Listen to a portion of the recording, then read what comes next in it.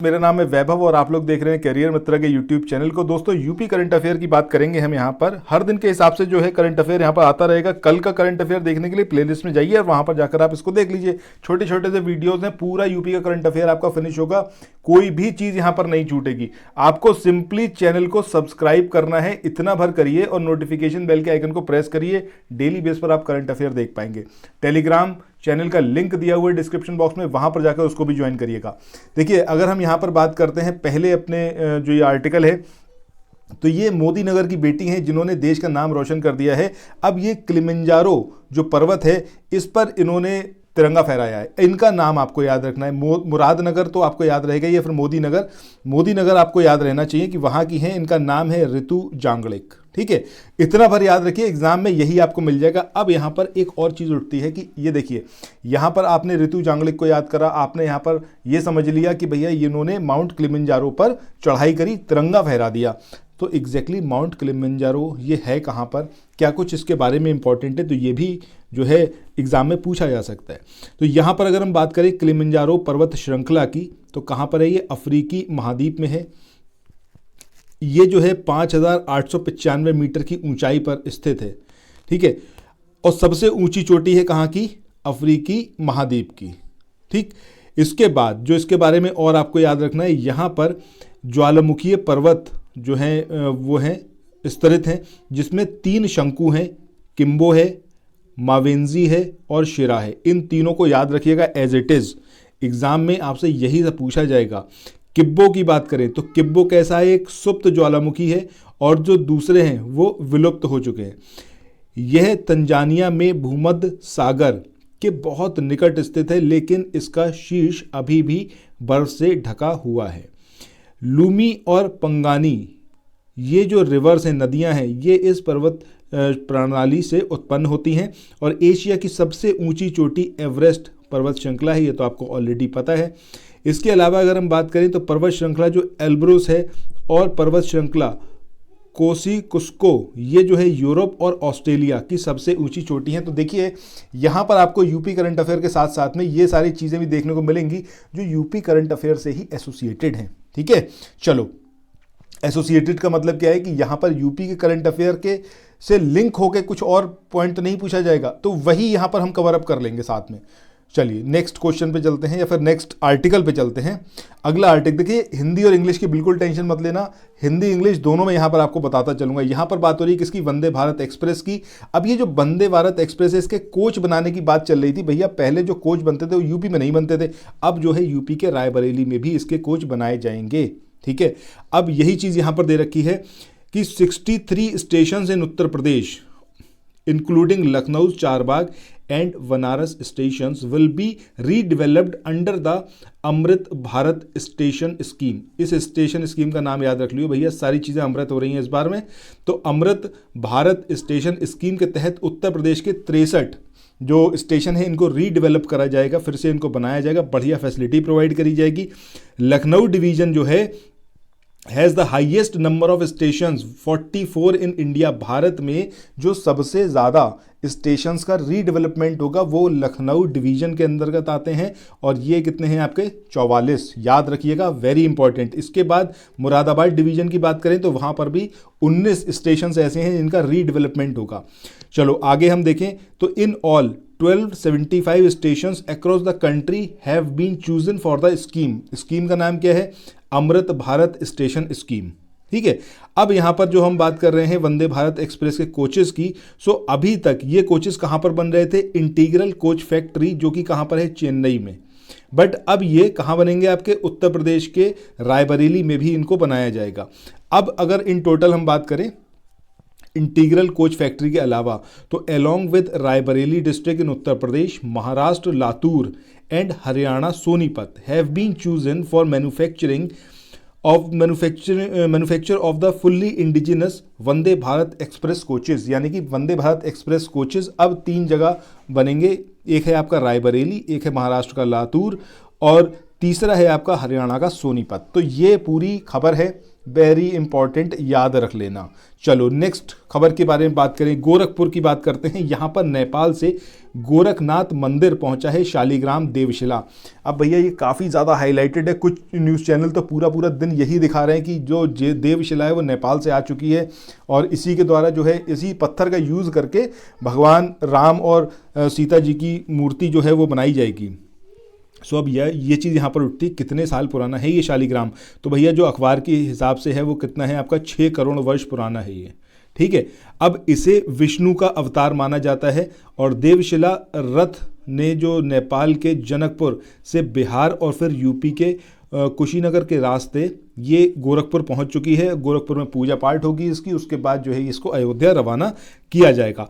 अब कौन सी रिवर है जहां से इसको निकाला गया है इस पत्थर को? ये है आपका गंडकी रिवर नेपाल की। ये मेन इंपॉर्टेंट पॉइंट है जो आपको यहां पर याद रखना है। ठीक है, चलो इसके बाद चलते हैं अगले आर्टिकल पे। अगला आर्टिकल है भैया यूपी की भाग्य लक्ष्मी योजना 2023। अब ये अपडेटेड है, मतलब अब ऐसा नहीं है कि इसी बार इसको लॉन्च करा गया है, पहले की स्कीम है, बट इसके अंदर क्या कुछ नया है और इसीलिए लाइमलाइट में रही है, इसको यहाँ पर हम देखेंगे। ये जो भाग्य लक्ष्मी स्कीम है, ठीक है, इसमें क्या अब करा गया है इसको यहाँ पर समझिए। देखिए इसमें क्या क्या चीज़ें हैं। गरीब परिवार में जन्मी जो लड़कियाँ हैं इनको आर्थिक सहायता के लिए 50,000 रुपये दिए जाएगा। इसके तहत ही बेटी को जन्म देने वाली जो महिला हैं उनको 5100 रुपये की आर्थिक सहायता दी जाएगी। ठीक है, और इस योजना का मुख्य उद्देश्य, ये मेन इंपॉर्टेंट पॉइंट है जो आपको याद रखना चाहिए, इसमें कन्या भ्रूण हत्या को रोकना और लिंग अनुपात में सुधार करना, ये बेसिक पर्पस है यूपी भाग्य लक्ष्मी योजना के।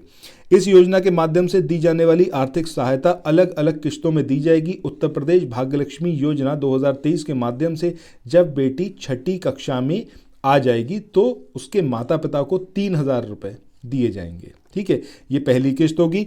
इसके बाद जब 8th क्लास में पहुंच जाएगी लड़की तब उसे 5,000 रुपये जो है वो प्रोवाइड किए जाएंगे। जब 10th क्लास में आ जाएगी तो उसको 7,000 रुपये, यानी कि पहले जो है शुरुआत में 3,000 रुपये, जब वो उसके मतलब 6ठी क्लास में आएगी, जब 8वीं क्लास में आएगी तो 5,000 रुपये, 10वीं क्लास में आएगी 7,000 रुपये, दो उसका 1,000 रुपये का यहाँ पर इंक्रीमेंट है। उसके बाद 12वीं क्लास में पहुँचने पर 8,000 रुपये, यहाँ पर जाकर 1,000 रुपये का इंक्रीमेंट होगा और ये जो है उसके सीधे बैंक अकाउंट में ट्रांसफ़र किया जाएगा।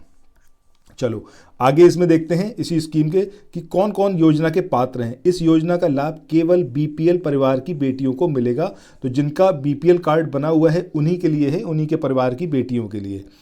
परिवार की आय प्रति वर्ष 2 लाख से अधिक नहीं होनी चाहिए, ये रेस्ट्रिक्शन है इनकम पर। फैमिली इनकम जो है 2 लाख से ऊपर नहीं होनी चाहिए, अदरवाइज इसका लाभ नहीं मिलेगा।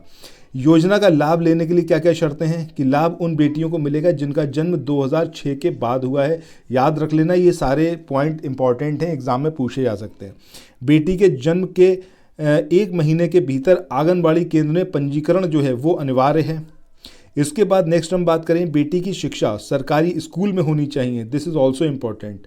बेटी की शादी 18 साल से पहले नहीं होनी चाहिए और सरकारी कर्मचारियों को इस योजना का लाभ नहीं मिलेगा। ठीक है, तो ये सारे पॉइंट हैं, मतलब एक बार फिर रिवाइज कर लेते हैं इसको। बीपीएल परिवार की होनी चाहिए लड़की, पहली चीज़ है। दूसरी बात, पारिवारिक आय जो है वो 2 लाख से ज़्यादा ना हो। तीसरी बात, 2006 के बाद जन्म हुआ हो।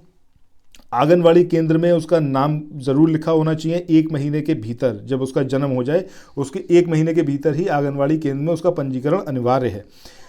शिक्षा जो है वो सरकारी स्कूल में होनी चाहिए। 18 साल से पहले शादी नहीं होनी चाहिए कोई भी गवर्नमेंट एम्प्लॉय जो होगा उसके। अगले आर्टिकल की बात करते हैं। यहाँ पे जो आयशा रिपोर्ट के बारे में बात करी गई है, इसमें इंपॉर्टेंट बात यह है कि उत्तर प्रदेश में 54% of Muslims enrolled for higher education in the states are women, यानी कि जो 54% मुसलमानों ने यहाँ पर एनरोल करवाया हायर एजुकेशन में, वो कौन है? वो वुमेन्स हैं, औरतें हैं। तो औरतों का जो एनरोलमेंट है वो बहुत ज़्यादा है। ये आयशा रिपोर्ट, इसके बारे में एक शॉर्ट बना रखा है, ज़रूर जाकर शॉर्ट्स में देखिए, आपको काफ़ी कुछ जानने को मिलेगा। This makes Uttar Pradesh the only top 6 state for highest student enrolments to have more Muslims women than men in higher education. Other states with similar findings are Madhya Pradesh, Karnataka, Maharashtra, Tamil Nadu and Rajasthan. All of them have between 43 to 49.5% female share among Muslim students. ठीक है, मतलब महिलाओं की जो प्रतिशतता है वो कहीं ज़्यादा है हायर एजुकेशन में, उसमें भी उत्तर प्रदेश जो है इस मामले में टॉप पर है कि हायर एजुकेशन में सर्वाधिक जो मुस्लिम्स का पार्टिसिपेशन रहा है, मुस्लिम वुमेन्स का, वो उत्तर प्रदेश में रहा है। चलो इसके बाद नेक्स्ट आर्टिकल पे चलते हैं। उत्तर प्रदेश में अभी कार्यवाहक डीजीपी डॉक्टर देवेंद्र सिंह इन्होंने कमान संभाल ली है। अभी स्थायी पुलिस महानिदेशक जो है उनके नाम पर अभी बात चल रही है, बट अभी उनका नाम फाइनलाइज नहीं हुआ है। फिलहाल के लिए देवेंद्र सिंह जी का, डॉक्टर देवेंद्र सिंह जी का आप नाम याद रखिए। नेक्स्ट आर्टिकल की बात करें, माँ शाकुंभरी विश्वविद्यालय, इसके 4 प्रोफेसर हैं जिनको G20 का एम्बेसडर बनाया गया है। तो प्रदेश सरकार ने एक आदेश के अनुसार G20 कॉन्क्लेव की लखनऊ में हुई बैठक में मुन्ना लाल डिग्री कॉलेज की assistant professor doctor Vinita Dubey, इनका नाम याद रखिए। इसके बाद JV जैन कॉलेज के एसोसिएट प्रोफेसर डॉक्टर राजकुमार, इनका नाम याद रखिए। Assistant professor doctor SK Pandey, इनका नाम याद रखिए। और डॉक्टर जानी कुमार, इनका नाम याद रखिए। इनको प्रदेश में G20 के प्रचार और प्रसार के लिए एम्बेसडर बनाया गया है। तो ये 4 नाम आपको याद रखने हैं, और चारों के नाम कहाँ से हैं? माँ शाकुंभरी विश्वविद्यालय के ये चारों प्रोफेसर हैं। नाम क्या है कि इनका? विनीता दुबे, डॉक्टर राजकुमार, डॉक्टर SK पांडे और डॉक्टर जॉनी कुमार। ये चारों नाम आपको याद रखने हैं। चलिए इसके बाद नेक्स्ट आर्टिकल की बात करते हैं। उत्तर प्रदेश हिंदी संस्थान, ये काफ़ी लाइमलाइट में रहा क्योंकि यहाँ पर एक राष्ट्रीय संगोष्ठी का गठन कराया गया। अब देखिए ये जो राष्ट्रीय संगोष्ठी हुई इससे हमें कोई मतलब नहीं है, ये कभी एग्जाम पॉइंट ऑफ व्यू से इंपॉर्टेंट नहीं है, बट ये इंपॉर्टेंट है कि भैया ये जो उत्तर प्रदेश हिंदी संस्थान है कहाँ पर? तो ये है आपका लखनऊ में। ठीक है, बस इतना भर आपको याद रखना है। सो जो भी कुछ लाइमलाइट में रहेगा उसको यहाँ पर हम कवर अप करते रहेंगे। इसके बाद अगला यहाँ पर है पांचू राम मौर्य, ये जो है बार काउंसिल के अध्यक्ष का इन्होंने पदभार ग्रहण कराया। अब कुछ खास इंपॉर्टेंट नहीं है, बट एक बार आपकी निगाह से निकल गया कि भैया पांचू राम मौर्य, इन्होंने बार काउंसिल के अध्यक्ष का पदभार जो है वो संभाला है। अब इन्होंने किसको रिप्लेस करा है, इनका नाम भी देख लीजिए। इनका नाम क्या है? इनका नाम है आपका मधुसूदन त्रिपाठी। ठीक है, उन्होंने ये कार्यभार जो है अध्यक्ष रहे मधुसूदन त्रिपाठी से जो है ग्रहण किया है। चलिए इसके बाद आई थिंक ख़त्म हो गया ये। ठीक है, देखिए यहाँ तक हमारा ये आज का यूपी स्पेशल था। आपको ये कैसा लगा यूपी का करंट अफेयर कमेंट सेक्शन में बताना यार, और अगर पसंद आया तो चैनल को सब्सक्राइब करे बिना बिल्कुल मत जाना। शेयर करना है इस वीडियो को, व्हाट्सएप पे लगाओ, अपनी फेसबुक प्रोफाइल पे शेयर करो। फिर मिलते हैं नेक्स्ट वीडियो में। Till then thank you so much, have a nice day, bye bye.